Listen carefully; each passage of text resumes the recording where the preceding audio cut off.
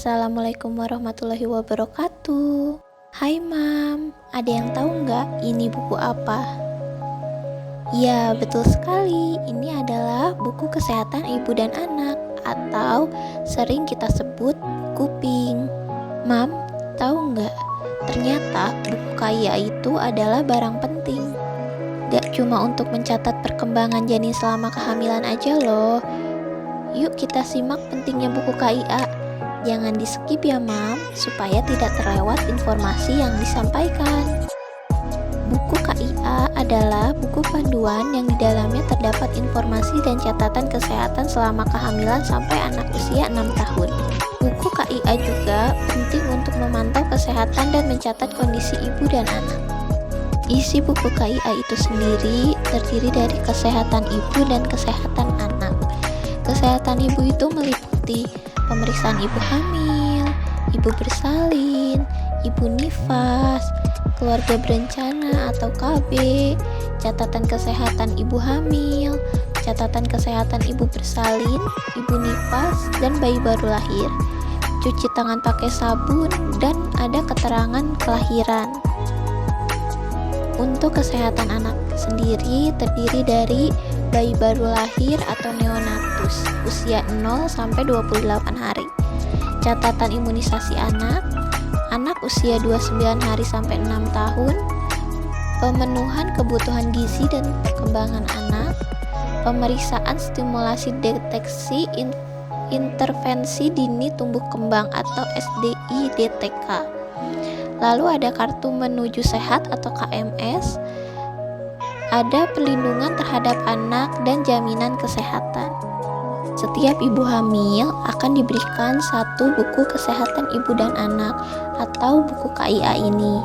Tetapi apabila seorang ibu hamil dengan kondisi kehamilan kembar, itu akan mendapatkan 2 buku ya Mam, sesuai dengan jumlah janin yang ada di kandungannya. Mam bisa dapat buku ini gratis di puskesmas, praktek bidan mandiri, rumah bersalin, dan rumah sakit. Kali ini aku mau sharing pengalamanku mendapatkan buku KIA ini ya Mam. Pertama-tama, Mam bisa mendatangi fasilitas kesehatan seperti puskesmas, praktek bidan mandiri, rumah bersalin, dan rumah sakit. Di sini, aku melakukan pemeriksaan di puskesmas terdekat di kotaku. Hal yang pertama yang aku lakukan adalah mengambil nomor antrian.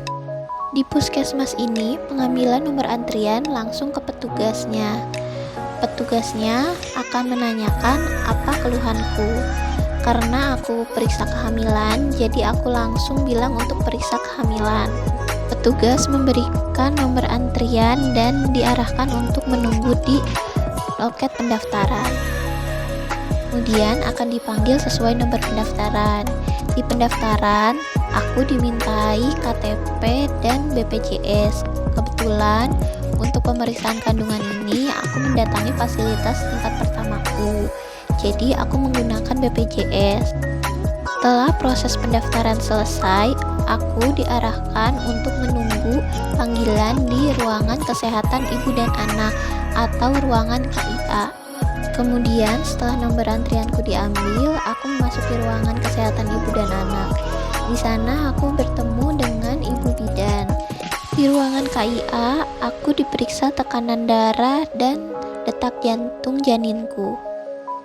Kemudian aku dimintai keterangan nama, tempat tanggal lahir, kehamilan keberapa, agama, pendidikan, golongan darah, pekerjaan, dan nomor BPJS. Begitupun keterangan suami, seperti nama suami, tempat tanggal lahir, agama, pendidikan, golongan darah, dan pekerjaan suami. Kemudian aku pun dimintai keterangan riwayat abortus, karena aku pernah mengalami abortus di tahun 2019. Selain itu juga aku dilakukan pengukuran berat badan, tinggi badan, dan juga lingkar lengan. Setelah selesai, aku diarahkan untuk melakukan pemeriksaan di laboratorium, pemeriksaan di ruangan gigi, dan juga melakukan konsultasi gizi di ruangan konsultasi gizi. Setelah semuanya selesai, hasilnya sudah keluar, aku kembali lagi ke ruangan kesehatan ibu dan anak. Setelah melakukan konsultasi di kesehatan ibu dan anak, alhamdulillah hasilnya itu bagus semua ya mam. Setelah itu aku diarahkan untuk ke ruang farmasi. Di ruang farmasi aku dapat tablet tambah darah, asam folat, dan kalsium. Itu adalah pengalamanku untuk mendapatkan buku pink ya mam. Oh iya, ada informasi nih buat mam yang mau periksa kehamilan di puskesmas. Yang pertama itu biasanya puskesmas itu menentukan jadwal untuk pemeriksaan kehamilan ya mam. Jadi sebelum mam memeriksakan kehamilan ke puskesmas, sebaiknya mam tahu jadwal pemeriksaan kehamilan di puskesmas.